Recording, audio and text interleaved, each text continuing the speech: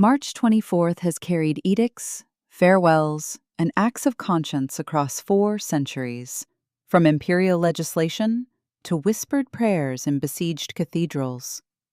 Today we step through barracks, palaces, laboratories, prison camps, and oil-slicked coasts to trace how this single date shaped empires, science, culture, and conscience. Let's rewind. This is your This Day in History. On March 24, 1765, Britain's Parliament imposed the Quartering Act, obligating North American colonies to lodge and provision Crown troops stationed in their towns. Colonial governors now had authority to commandeer inns, stables, and vacant buildings, extending military presence from frontier forts into civilian streets. Merchants tallied candles, salt, and bedding diverted to soldiers, framing the act as taxation without consent in everything but name. New York's assembly soon balked, refusing full compliance and sparking royal suspension of its legislative powers. Pamphleteers warned that billeted soldiers eroded English liberties that Magna Carta promised even distant subjects. The Quartering Act would be renewed and expanded, becoming a grievance later encoded in the U.S. Constitution's Third Amendment.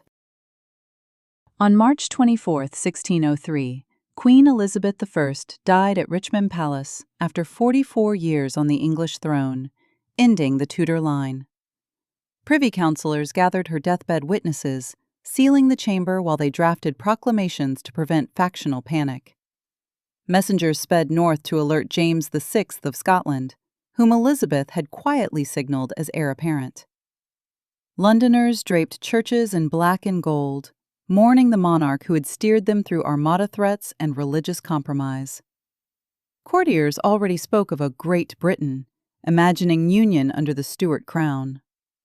The smooth succession to James I ensured the English Reformation settlement survived, even as a new dynasty took the scepter. On March 24, 1882, Robert Koch announced to the Berlin Physiological Society that he had identified the bacillus causing tuberculosis. Using aniline dyes and a custom microscope stage, Koch revealed rod-shaped bacteria glowing against a dark background. His meticulous postulates connected microbe, infection, and host, offering a reproducible blueprint for germ theory. News raced through medical journals, giving public health officials proof that TB was communicable, not hereditary weakness. Hospitals began isolating patients and disinfecting wards, tentative steps toward sanatoria and later antibiotics. Koch's discovery would be commemorated a century later as World TB Day, marking how laboratory rigor reshaped global health. On March 24, 1905, novelist Jules Verne died in Amiens, closing the life of a writer who had imagined submarines, lunar capsules, and global voyages. Friends kept vigil beside his desk, where manuscripts for The Meteor Hunt and other posthumous tales still waited. Illustrators revisited engravings of Captain Nemo and Phileas Fogg, characters who had inspired generations of engineers. Publishers prepared memorial editions, tying Verne's adventure fiction to the real-world age of steam and steel he helped romanticize. Within months, his son Michel would edit remaining drafts, ensuring Verne's speculative voice continued to chart untraveled horizons. On March 24, 1944, Allied prisoners at Stalag Luft III began the Great Escape, sending teams through a clandestine tunnel nicknamed Harry.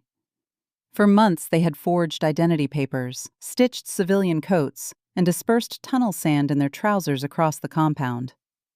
A bitterly cold night let 40 prisoners slip out before guards noticed the tunnel exit short of the surrounding woods.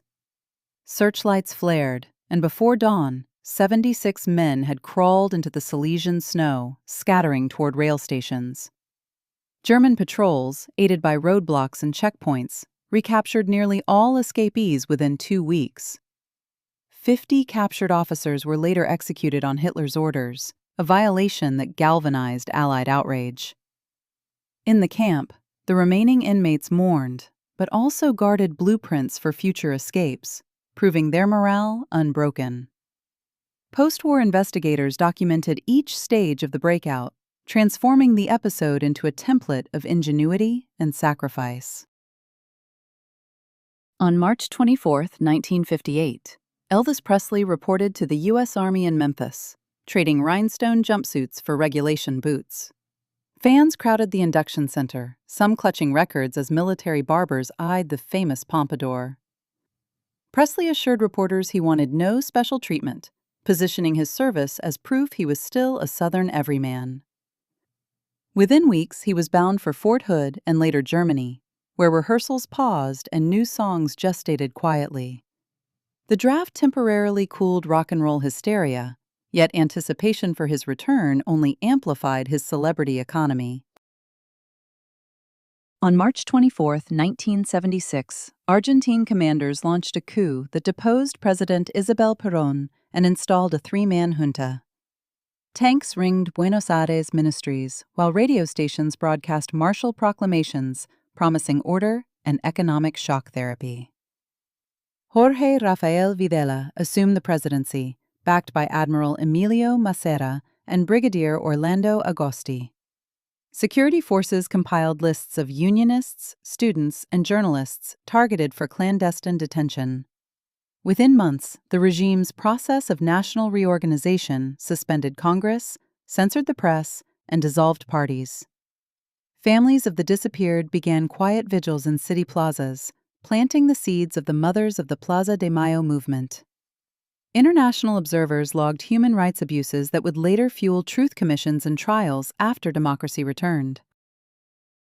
On March 24, 1980, Archbishop Oscar Romero was shot while celebrating Mass at the Hospital of Divine Providence Chapel in San Salvador. Moments earlier, he had preached against military repression, urging soldiers to disobey orders that killed civilians. As the assassin's bullet struck the altar, worshippers fell to the floor, gathering Romero's bloodied vestments. News of the killing rippled through El Salvador, electrifying peasant cooperatives and church-based communities. International condemnations poured in, framing the murder as a turning point that would intensify the Salvadoran Civil War. Romero's legacy grew into a symbol of liberation theology, eventually leading to his canonization decades later. On March 24, 1989, the supertanker Exxon Valdez struck Bligh Reef in Alaska's Prince William Sound, rupturing its hull. Within hours, crude oil spread across frigid waters, staining sea otters, murres, and tidal flats. Coast Guard crews, fishermen, and volunteers scrambled with booms, dispersants, and improvised skimmers. Native Alaskan villages measured contamination against subsistence harvests that had sustained them for generations. Investigations later cited fatigue, lax oversight, and inadequate navigation aids, reshaping U.S. oil spill policy and liability law. On March 24, 1999, NATO aircraft began Operation Allied Force, striking Yugoslav military targets after diplomatic talks collapsed. Sorties launched from Italy and carriers in the Adriatic, relying on precision munitions guided by satellites and stealth aircraft.